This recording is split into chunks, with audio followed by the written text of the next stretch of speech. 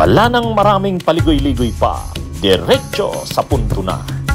Maiksi lang ang komentaryo, pero diretso sa punto. Maraming kuro-kuro, may tiwali, may totoo. Dito, sa Puntong Diretso tayo. Punto Diretso. Ito ang topic natin. Ito na nga, nakikita ko maraming mangyayari sa susunod na mga araw.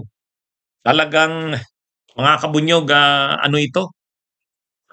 Itong nakikita natin ngayon, hindi pa ito eh. Ano ba? Ilinaw ko na, anong mga nakikita ko?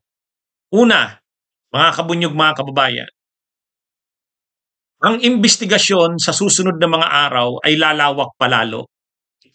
Tungkol dito sa mga, itong mga officials mismo ng Malacanang na na-involve sa anomalya sa flood control at nag-resign na nga sila. Si Executive Secretary Lucas Bersamin, si dating Budget Secretary Amina Pangandaman, yung dalawang undersecretaries na na-involve din sa mga anomalya, si Yusek Ulaybar, si Yusek Adrian Bersamin, hindi naman pwedeng hindi sila imbestigahan eh. Sinabi na ni Senador Ping Lacson. Nakatakda na ngayong araw ang oath-taking ni Ralph Recto bilang bagong itinalagang Executive Secretary ng Office of the President. Anya, nakatutok sila sa pagtugon sa korupsyon at pagpapabuti ng pamamahala ng administrasyon ni Pangulong Ferdinand Marcos Jr. Bunsod nito, tumanggi na rin si ES Recto na magbigay ng komentaryo kaugnay ng mga pahayag ni Senador Amy Marcos laban sa Presidente. Ngunit sang-ayon siya sa rekomendasyon ni Senador Panfilo Lacson na imbestigahan ang ilang bagong nagbitiw na opisyal ng palasyo dahil sa pagkakasangkot umano nila sa katiwalian.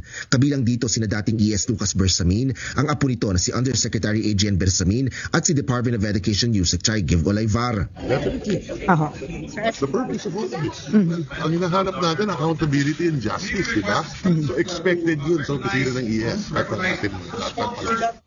All right, thank you. You know, Mr. President, the President is a very kind-hearted person. You know, I would have suggested to the person who brought to the President or delivered to the President the handwritten narration of Mr. Bernardo. I would have suggested na tanggalin niya and then order an investigation. Otherwise, how can you insulate the President kung courtesy resignation? But that's water under the bridge because it did not happen, Mr. President. And I will still strongly suggest that an investigation is in order. Because, you cannot, just fool around and misrepresent the President of the Republic of the Philippines. No matter how kind-hearted he is, let's not take advantage. Yun po yung nakakasama ng loob. Ang mga ito ang di umano ginamit ang pangalan ng presidente, sila yung nagpalabas na kaya yung mga insertions na sinabi ni Ping Lacson, ni Saldico, actually lumalabas. Inamin ni Ping Lacson, totoo yung mga insertions na sinabi ni Saldico eh. Kaya lang, ang lumalabas hindi galing sa presidente. Yung dalawang Yusek na yon, si Ulaybar at saka si Adrian Bersamin, sila lang, kumbaga ni-name drop nila ang presidente. Yun ang sinasabi ni Senador Ping Lacson. Sila rin yung tumanggap ng kickbacks. Yung dalawa na yon, Yusek Adrian Bersamin at saka Yusek Ulaybar. Pero, bakit nadadawit si Amina Pangandaman? Bakit nadadawit si Lucas Bersamin? Si dating Executive Secretary. Unang-una yung Adrian Bersamin na Yusek, pamangkin. Tiyo niya si Executive Secretary Lucas Bersamin. Ito namang si Yusek Ulaybar na nakipag-usap kay Bernardo, kasamahan ito nung panahon ng matandang Angara, magkasama sila, mga staff sila sa office ng dating senador, ng yumaong senador Edgardo Angara. Yang si Amina Pangandaman sa si Ulaybar. Ay yung release ng 2.8 billion na yon, hindi naman marirelease yon kung hindi alam ni Amina Pangandaman. Siyempre, sekretary ka ng DBM, magre-release ng 2.8 billion. At ang tumanggap ng kickbacks di umano ay itong sila Ulaybar at saka si Bersamin na lumalabas parang tao nila Lucas Bersamin, Executive Secretary at saka ni Amina Pangandaman. So ang mangyayari ngayon, iimbestigahan. Sabi ni Senador Ping Lacson, iimbestigahan. Dapat imbestigahan. So ngayon, pag ang pinag-uusapan na natin dito, Malacanang na mismo. Palasyo na ng Malacanang. Ibig sabihin, yung mga tao sa loob ng Malacanang ay involved mismo dito sa mga anomalya sa flood control. Ngayon, alam naman natin, si dating DPWH Secretary Bunuan, involved din. Involved din. O, mga executive yan, member yan ng gabinete ni PBBM. So medyo mabigat ito. Medyo mabigat ito, mga kabunyog, mga kababayan. So ibig sabihin, kung dati ang naririnig natin, nakikita natin na iniimbestigahan ay mga senador, eh ngayon ano na ito executive officials. Mga kabunyog, officials of the executive department. Pag sinabi nating executive department, o ano yan, presidente ang pinaka-chief na executive dyan. Kaya mga kabunyog, ang sinasabi ko, medyo mabigat itong mangyayari sa susunod na mga araw. Hindi naman talaga pwedeng hindi yan imbestigahan. Eh di ba ako, narinig nyo naman ako noon. Sabi ko, itong pagkakadawit ni Bersamin, Executive Secretary Bersamin, saka ni Amina Pangandaman, hindi ito simple. Sa tingin ko, pati yan dapat imbestigahan. Kaya lang, medyo galit sa akin yung mga supporters syempre ng Marcos kasi ano ka ba talaga, Enzo? Attorney Enzo, kanino ka ba talaga? Sabi ko, hindi tayo dapat maging panatiko. Kaya nga ang panawagan natin, managot ang lahat ng sangkot. Eh kung kahit pa yan nasa Malacanang, basta't dapat managot, dapat managot. O ngayon, anong nangyari? Di ba tama ako? Tama ako na talagang ano sila, dapat silang imbestigahan. Alam nyo kung paano sila na paano? Anong nangyari? Bakit sila napilitang mag-resign? O ang sinabi lang, nag-tender ng courtesy resignation. Pero ang totoo, hindi sila nag-tender lang ng courtesy, napuwersa sila. Bakit? Sinabi na ni Senador Ping Lacson. Sumulat si dating DPWH Yusek Bernardo direct kay PBBM. Pinagawa ni Senador Ping Lacson ng sulat si Yusek Bernardo, si dating Yusek Bernardo. Sabi niya, sige, ikwento mo kung ano talaga ang involvement nila Bersamin, nila Amina Pangandaman, nila Yusek Bersamin, nila Yusek Ulaybar. Ikwento mo yung detalye. Ipapadala ko sa presidente. So gumawa nga ng sulat, handwritten na sulat. Dating DPWH Yusek Bernardo. Pininto niya talaga kung anong totoo. So lumalabas doon, malalim pala talaga.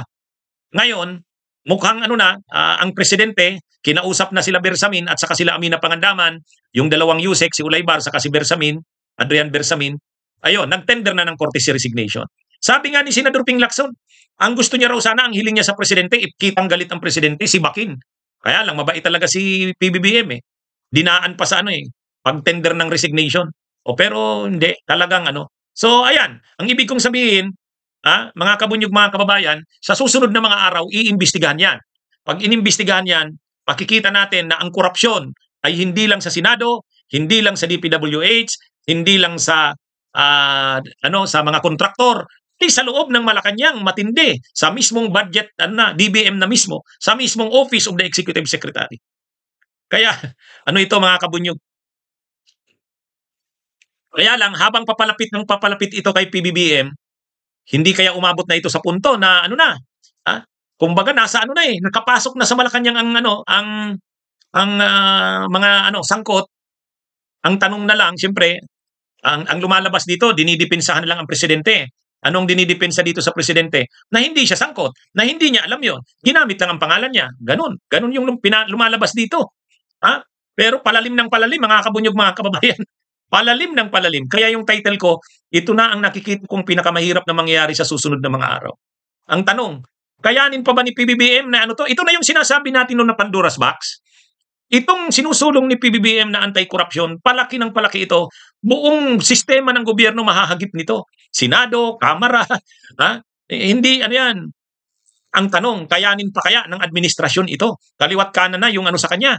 Kaliwat kanan na yung alam nyo kung paano na lang nakakaligtas si PBBM dito? Alam nyo kung paano na lang nakakaligtas si PBBM dito, mga kabunyog, mga kababayan? Bakit hindi pa umaabot sa punto na gusto na siyang patalsikin ng mga tao? Ang gusto lang naman kasi ngayon patalsikin siya yung DDS.